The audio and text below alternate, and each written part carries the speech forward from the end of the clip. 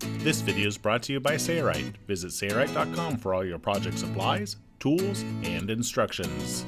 In this video tutorial, we'll show you how to reupholster a Powerboat Aft bench cushion. This bench cushion hinges back to reveal storage below. The cushion has a vinyl cover which covers the foam, then the vinyl fabric is stapled to a backer board. To reupholster this cushion, we will cut and replace the old foam. Then a new cover will be made from marine quality vinyl seating fabric from Sailrite. We will also cover the underside of the backer board to give it a finished look. Also covered in this video is how to make the top plate using a few different colors of vinyl, and one of the vinyl fabrics includes channeling fabric. Let's get started and show you every step required to make a cushion that staples to a backer board.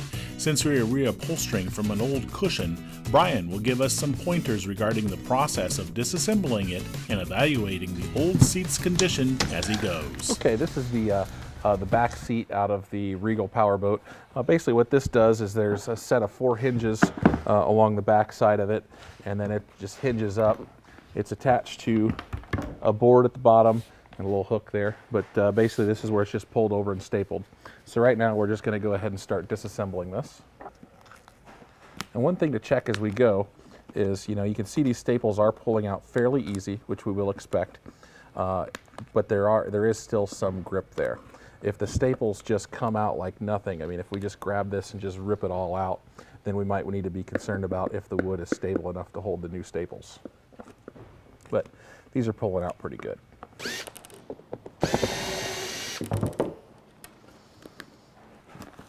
Okay, we pull this off, we can see that the original foam, and from the last time that this was done, not sure if it was from the manufacturer, the last redo, but they used a plastic wrap very similar to our silk film. What this does is basically it lays underneath the vinyl, and it does just help to shed water. Now you can see that they wrap the silk film around, but the bottom of the wood is still open. What we'll probably do is we're going to go ahead and do pretty much the same thing, but I think we're going to add a couple vent holes in the bottom of this wood because we want to make sure that this can breathe. On a boat, sometimes it's not so much about keeping water out, but letting it get out.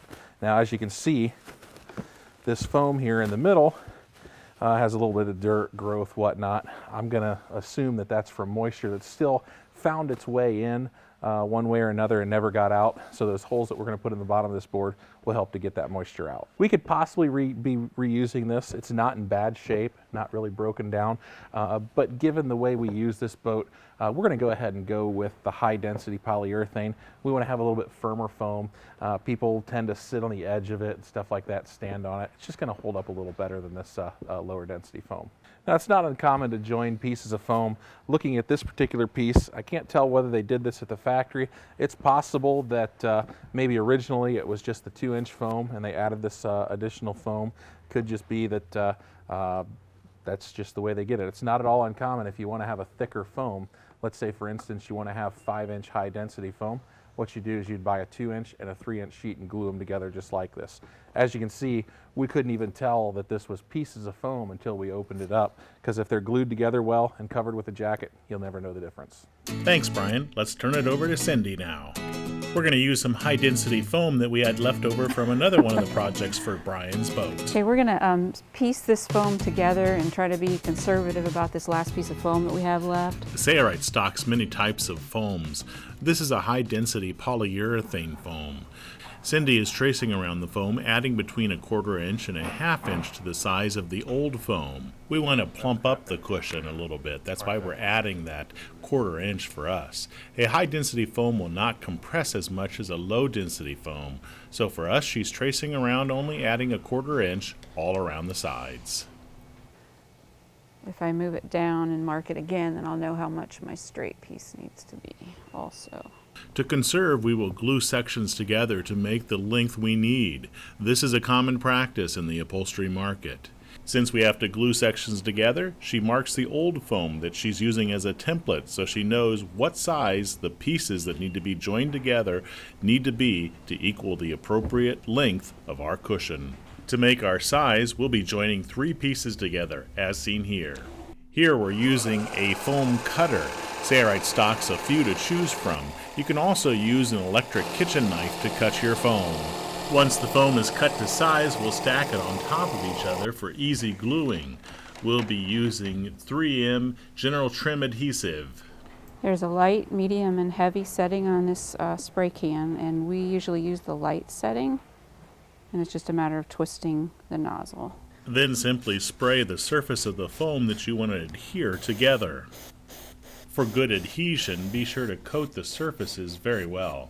After spraying, allow it to sit for a few minutes as indicated on the instructions on the can.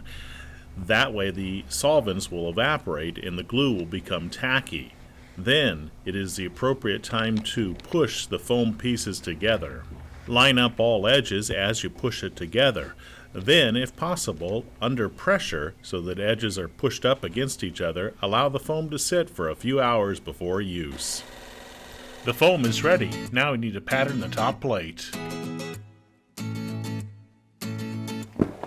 This is the old cover for the piece of foam on the little bench that we are working on right now, and I'm going to take the boxing off and take the piping off, and then use this for my to start my patterning for this piece. We're also going to put the design that we've used on the other seats on this piece, so I want this nice and flat so that I can decide where to put that design. And when we cut the new boxing, we're going to cut it a little bit longer so we have a little bit more to pull. Once this has been separated, we'll be making a top plate that has 3 colors of vinyl fabric, which will be designed on a curve. If your top plate is a single panel of fabric, you can skip the rest of this chapter and the next 2. This is the original pattern piece from our very first cushion, and I'm going to tape it back together and use it one more time on this cushion. This is the original cushion from whence the pattern came. If you'd like to see that full video, check it out at Sailrite. Back on the boat, our first cushion was patterned with Durascrim pattern material, and we drew the design we wanted to follow for all the upholstery. A tan, then blue, then channeling section of fabric for the top plate. We will use that pattern not for the cut size of the plate on this cushion, but to mimic the decorative design, so it is consistent throughout the bolt's upholstery. We've got this old pattern all taped together, and you can see that it's almost an exact replica of our first pattern that we made. We have a little bit of extra here and a rounded corner down here. So what I'm going to do is cut my pieces apart, add the 1/2 inch seam in here, and then add an extra maybe 1.5 inches out here, so that after my piece is all put together, then I can cut it to the correct size. I know, we just taped it together to confirm that it would fit. Now we need to cut it apart. So to make the pattern for the tan piece, I'm going to turn it upside down, and this is the right side of my vinyl, and I want it to be going the right direction. Meaning the pattern material is facing down. So out here, I want to just add. Don't worry, in a second we'll explain what she's doing. That doesn't have to be accurate. Before marking anything else, we need to tape the pattern material in place so it doesn't move. The pattern material is facing down and it's on the underside of the vinyl fabric. This illustration should help. Inside seams where it will be sewn to adjacent panels of color, shown in red, will have a 1/2 inch added to each edge. Then outside edges should have between 1 to 3 inches added for extra fabric, just in case it shrinks as it's sewn. This line right here is where I want to add the 1/2 inch, and all the other edges will get the 1.5 inches added. This is the tan panel of fabric facing upside down on the table. You'll see she's using the clear acrylic ruler to mark a 1/2 inch from the pattern material, and she's being sure that the line is always parallel to the pattern material. Then she'll cut it out along that line. This tan panel will be joined to the blue panel. Here's the blue panel already cut out. We didn't show cutting it out. Here's the blue piece with the pattern turned upside down and the right side of the vinyl on the table. I've added a 1/2 inch on these two sides where we're going to seam it together, and extra out here, and we'll cut this down after the piece is all seamed together. And I need to transfer my marks so I know where to put it all together. There were some matchup marks that were drawn on the Durascrim pattern material. She's transferring those marks over to the vinyl fabric on the underside so that when it comes time to sew it together, she can match them up. Let's rewind to when she was working with the pattern material so you'll understand what we're talking about regarding the matchup marks. Now I'm ready to cut this piece into 3 pieces for the tan, the blue, and the channeling. And I'm going to make some reference marks so that when I sew this together, I have some reference where the pieces should match. Moving ahead, now we have one more piece to cut out, and that is the channeling material. The pattern material is placed on the underside of the channeling material, then it's taped in place. So this is the channeling piece, and I have it with the right side on the table and my piece turned upside down, and I'm going to do the same process and add out here. This is where we need extra fabric, between 1 to 3 inches. And add here. And along this line, I'll cut the 1/2 inch because this is where it gets seamed to the other piece. Along the edge that has to be accurate, the 1/2 inch edge, she'll use the clear acrylic ruler again. We will sew the tan and blue sections together using a French seam, or what is sometimes called a double top stitch. On the underside of a French seam, a reinforcing strip of fabric, for us, grosgrain polyester binding is used. This helps to provide the strength of that seam. Okay, we have our 3 pieces cut and marked, and I'm going to sew these 2 pieces together first, right sides together. And I'm going to start down at this end, and you can see that our marks are very close. So I'm going to use those as my guideline as I go down and make sure that they stay close on all the edges. Okay. I want this to be a fairly accurate 1/2 inch seam, so I'm going to use this seam guide, magnetic seam guide, and attach it to my the base of my machine using the 1/2 inch on the seam gauge, and then I'm ready to stitch. This will be the first of 3 stitches. This first stitch is a 1/2 inch from the raw edges of the fabric. She'll be careful that the edges are lined up perfectly as she sews along the length of the fabric assembly, and she'll also ensure that the match-up marks are coming out directly on top of each other as she sews this top plate together. If this assembly didn't have shape, the match-up marks would not be important, but as you can see here, there is a rounded shape to these 2 panels that are being sewn together. So for us, keeping the match-up marks directly on top of each other is important.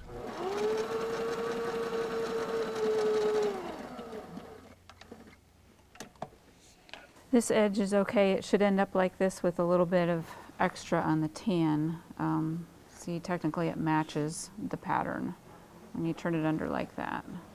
The first stitch is done. Now we'll talk about the reinforcement for the bottom side. We want to do a top stitch finish on either side of this, which is sometimes called a French seam. So in order to do that, we need to flatten out these 2 seams.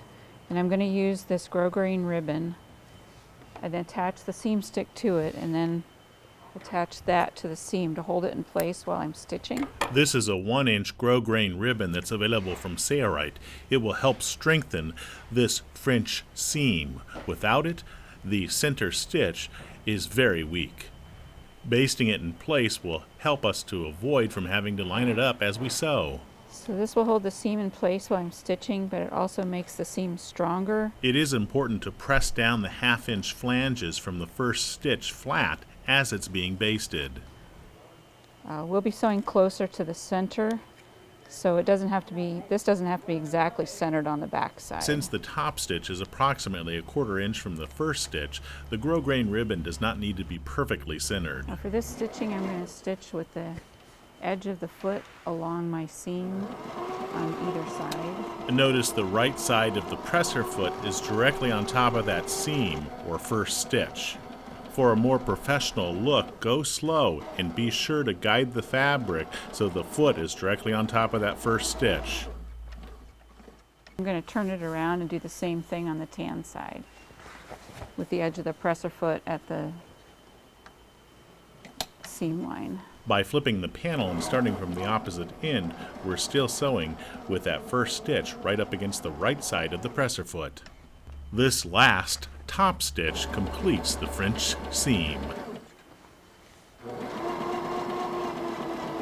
Next, we will sew the vinyl channeling fabric to this assembly. We find that a top stitch does not look as good in channeling fabric, so we will only place a top stitch in the blue vinyl fabric. Okay, we're ready to sew the channeling piece to the other two pieces. And it goes on this blue edge right here. You can see the curve matches. One thing that we want to be really careful of when we're sewing on the channeling is because of the foam in here, you might have a tendency to really stretch it, and we don't want to do that. We want to keep it the cut size just like it is now. So we're going to use the seam stick on this and make sure that our marks are lined up while we're putting the seam stick on. And I'm also going to stitch with the channeling on the bottom. The underneath teeth have a tendency to pull the bottom fabric quicker than the top fabric, so that'll help keep this from stretching also. Just a few moments ago, Cindy called the batting inside the channeling foam. It's actually polyester batting. When I put this on, I'm putting it as close to the edge as possible. I have a 1/2 inch seam allowed here, so I want to keep this within that 1/2 inch seam. Our sewing seam allowance here will be a 1/2 inch, so this 1/4 inch width of seam stick or basting tape will be well away from the stitch that will be placed in this fabric assembly. That is very important. You would not want this glue to come in contact with the stitch, because when the assembly is turned right side out, that glue would be on the top side, which would not be good. It would collect dirt and be ugly. So keep that 1/4 inch basting tape well along the outer edge of the fabric so it's not sewn through accidentally. This 1/4 inch basting tape will keep the panels in the appropriate position, but more importantly, for the channeling fabric, it will keep us from accidentally stretching or shrinking the channeling fabric as it is sewn.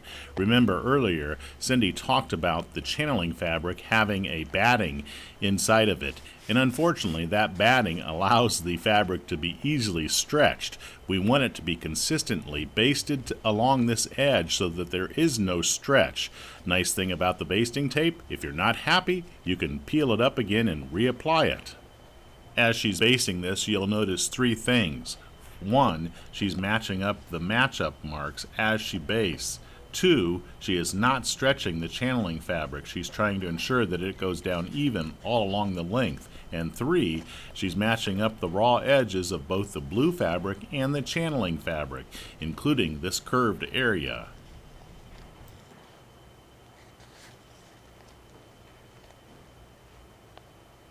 This was a slightly time-consuming procedure, but as you can see, it came out perfectly. Both this end and the opposite end are exactly where it should fall. When we lay this down after I've got it pressed with the seam stick, you can see that the channels look pretty consistent all the way down. My marks here and my marks here are matching, and down here at the end we have that little angle like we had over here.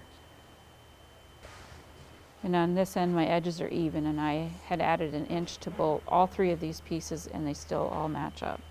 So we're going to stitch it. We'll set up our magnetic guide so that the seam allowance is again a 1/2 inch. Because these 2 panels are basted together, we can do this rather quickly. However, we still recommend going nice and slow so that your 1/2 inch seam allowance is consistent.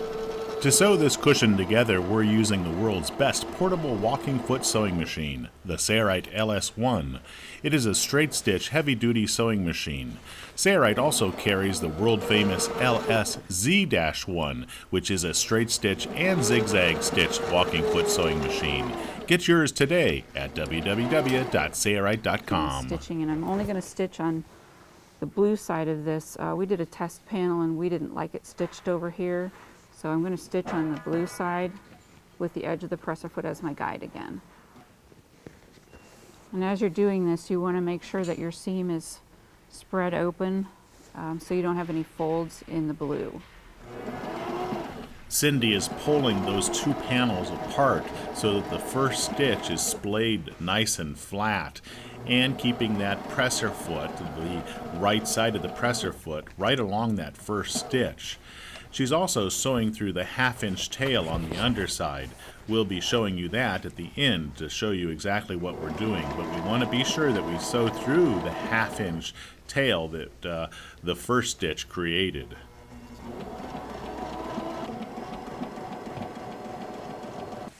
This row of stitching right here has covered or secured both layers of the blue vinyl and the channeling, so that makes a really nice strong seam. And the seam stick, you can't see it right here, but the seam stick is inside here, so you'll never see it and it won't get stuck on anything else.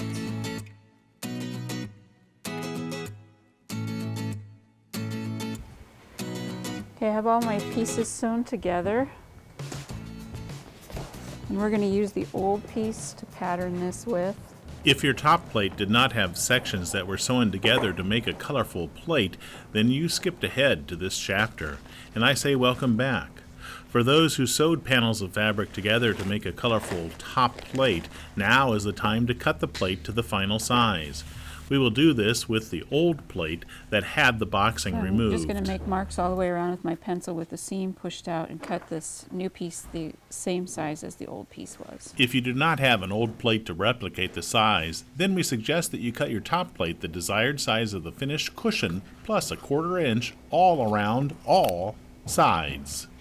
Okay, the next step is to stitch the welting all the way around all 4 sides of this. So I'm going to take it to the machine and do that. We'll start the piping on the back side of the cushion about halfway or in the center of the cushion.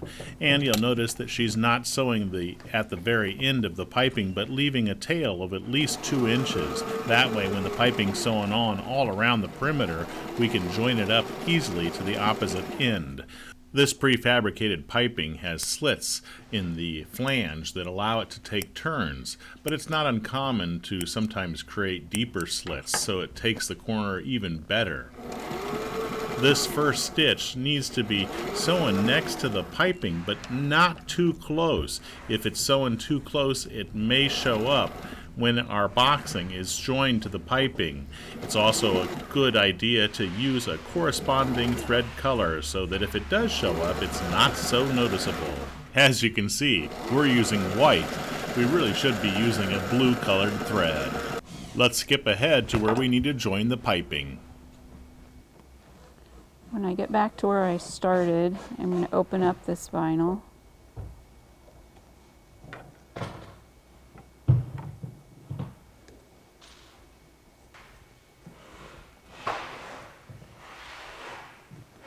And trim just the cording off even with where I started.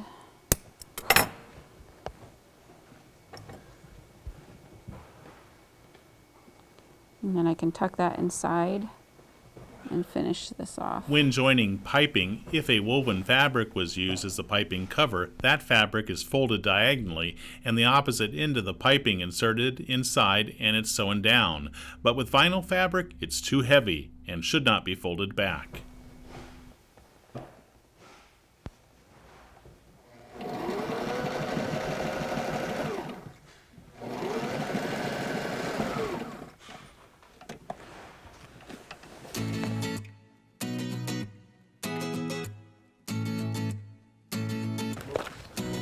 This is the old boxing piece, and we want to add a little bit at the bottom so we have a little more to pull around the board. This one measures about 4.5, so I think I'm going to cut mine about 6.5.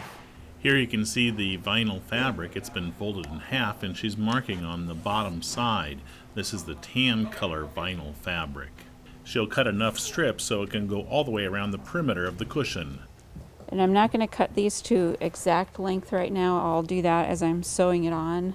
That way I don't have to figure out an exact measurement for this.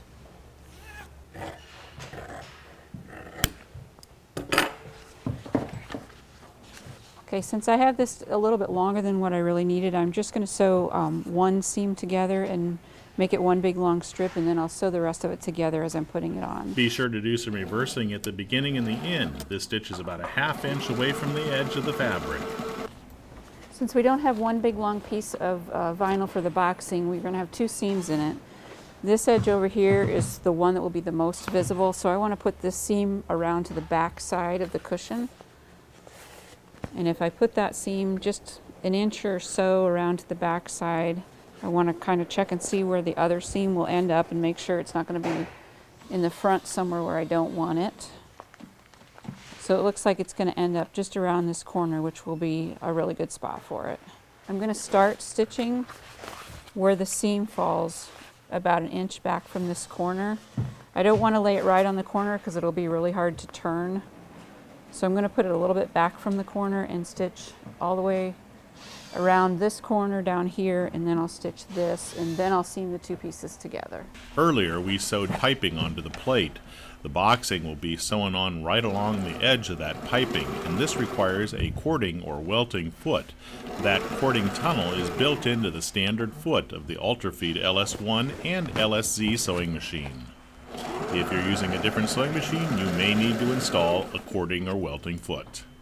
When sewing the boxing on and a corner is reached, it is common to place a few slits at the corner so the boxing will take the curve more smoothly. Always be sure these slits are not deeper than the sewn seam allowance. For us, our seam allowance is approximately a 1/2 inch.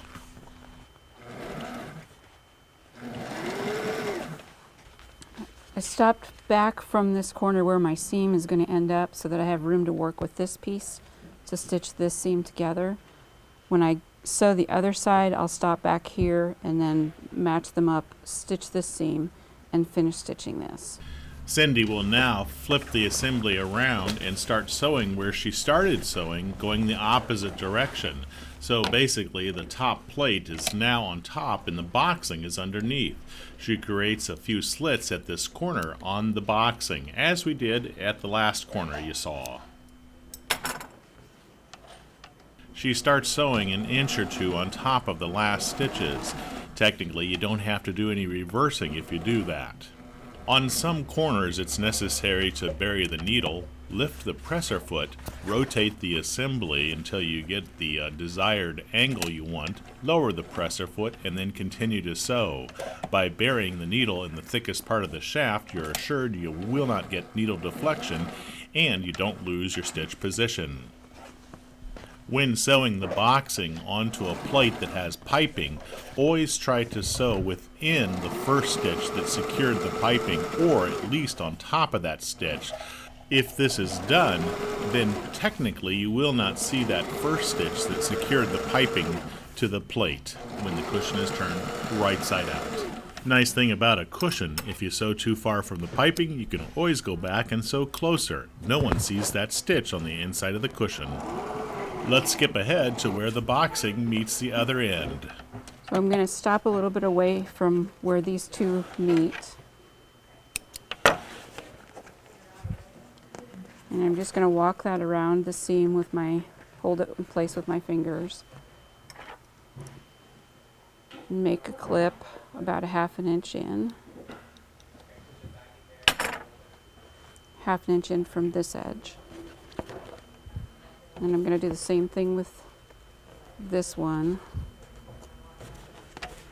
Walk it along the seam.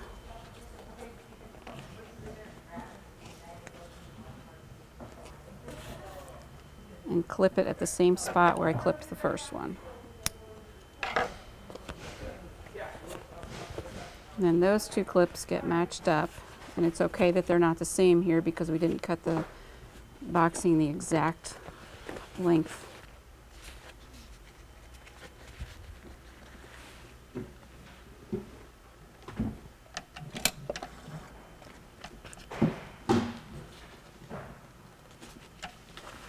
So there's where I want to put my seam 1/2 inch in from this edge, and I want to end up at these clips. Here, it's necessary to do a little bit of reversing at the beginning and end of our stitch.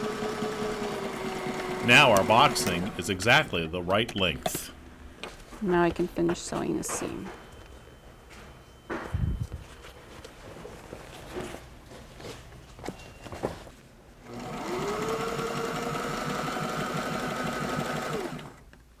The excess at the joint could be cut off. Just be sure to cut a 1/2 inch away from the stitch that secures the ends of the boxing together. Here she will sew over the excess and sew around that corner.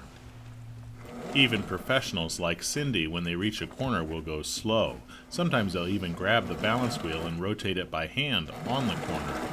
And here she's coming to where she first started stitching, and she'll sew a few inches over that, and now we're done. In preparation of the backer board, we'll drill a few holes to allow for breathability, as discussed at the beginning of this video. We're going to use this Fabric.min to make this bottom side of this board, since it's a bench that actually lifts up, look a little bit nicer. I'm just going to lay it so that it fits the piece. This fabric is called Fabric.min. It is a vinyl mesh.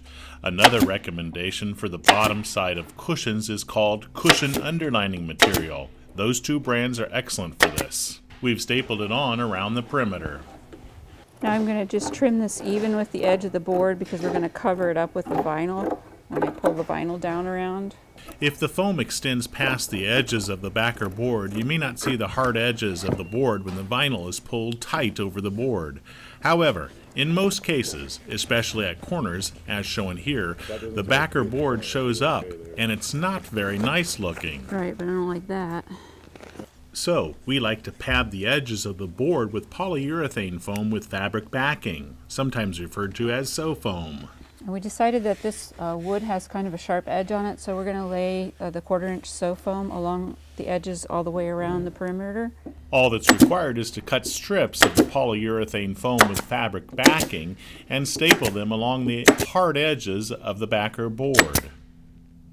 This polyurethane foam has a fabric backing. It's a spun-bonded polyester, and we recommend that the foam be placed so it is facing out, and the fabric backing is facing or up against the hard edge of the board. Unfortunately, we forgot to place the silk film between the foam and the vinyl fabric in the next step. So later on, off filming, we removed the vinyl fabric and placed the silk film over the foam to help protect it from water saturation. After the foam's in place and before we install the vinyl cover, the silk film should be wrapped around the foam. We forgot to do that. We are using a high-density foam for this cushion.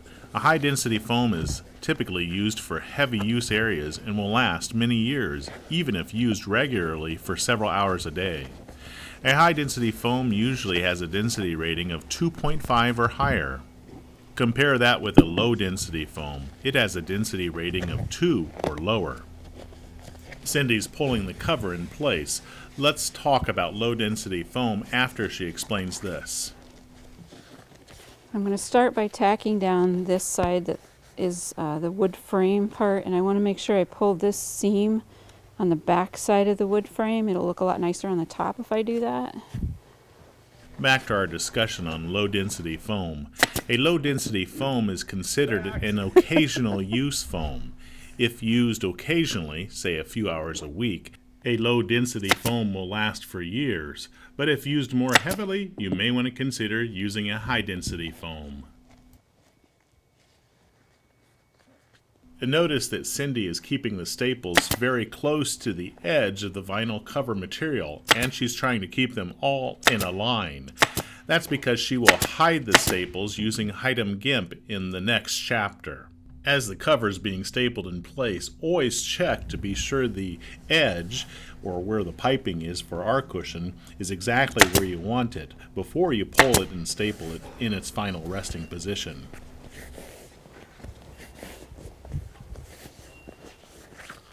Now on this edge, you want to push this corner of the foam up into the seam so that it ends up over here and your seam is on the bottom side or the down side of that. Because we are using a high density and also a firm foam with an IFD of 50 pounds, it does not compress much, and Cindy has to force the cover in place by pressing firmly on the foam. If an IFD of 35 were used, this would not be nearly as difficult. If you'd like more in-depth information about the density of foam and the IFD of foam, be sure to check out Sailrite's blog. Type in the search foam. or give us a call here at Sailrite. We're using the very economical Easy-E TC08 long nose staple gun here that's available from Sailrite. For any marine application or outdoor application, we highly recommend using stainless steel staples. Please do not use the galvanized staples unless it's an indoor application. There are several ways you can complete a corner. Here she's going to create a few pleats and staple it in place. Again, she is trying to keep the staples all in a row so that it can be covered in the next step with Hightem GIMP in an effort to hide all the staples on the underside of this hinged cushion. This is one way to finish a corner, and here on this corner she's going to cut away some of the fabric.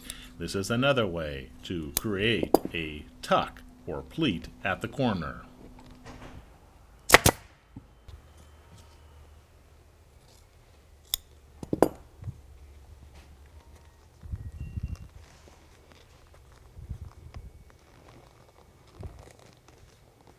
Yeah, that's good.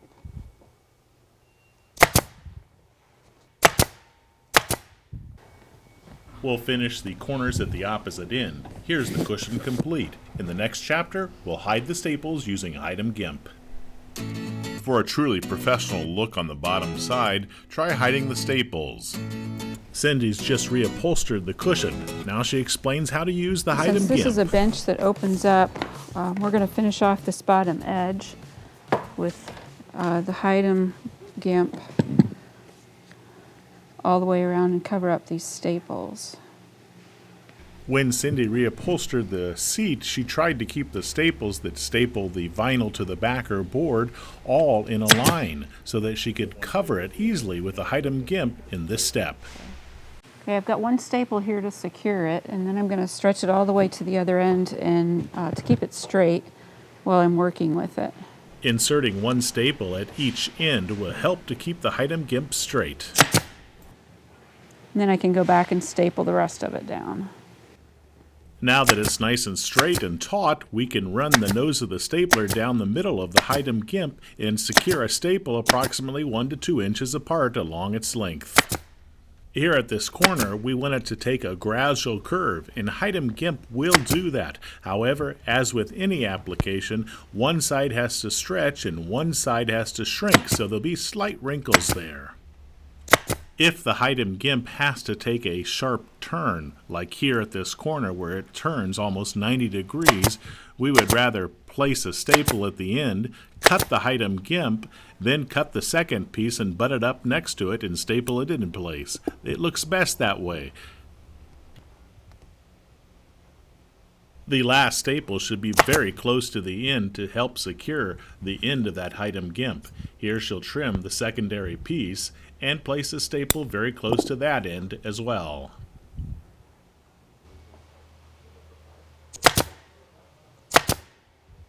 Two staples secure it there, then she'll walk it down the length of the cushion and apply a single staple there, and then she'll secure the middle section, just as she did earlier. If a butt joint is required, simply butt the two ends together and then place a staple in the center with one leg in one side and one leg in the other. What was once an ugly cushion is now beautiful not only on the top side but also the underside, thanks to Hightem GIMP. Our hinged aft bench seat cushion for a powerboat is now complete. Coming up next is the materials list and tools that we use to make this bench cushion or bench seat. At Sailrite, you will find many great colors and brands of marine seating vinyl fabrics. Check them out at www.sailrite.com. To see more project tutorials that are similar to this one, click on a video here. In the next few months, you will see multiple new tutorial videos for the 2016 project boat, which is a 1982 Regal Ambassador 245 XL. Upcoming projects include installing carpet-style headliner, foam-backed headliner, V-berth cushions, cushions with the backer board, reupholstering a folding helm seat, upholstered side panels, lounge cushions, luxury woven vinyl flooring, and many more. Be sure to subscribe to the Sailrite YouTube channel and watch for them on the Sailrite website. I'm Eric Grant, and from all of us here at Sailrite, thanks for watching.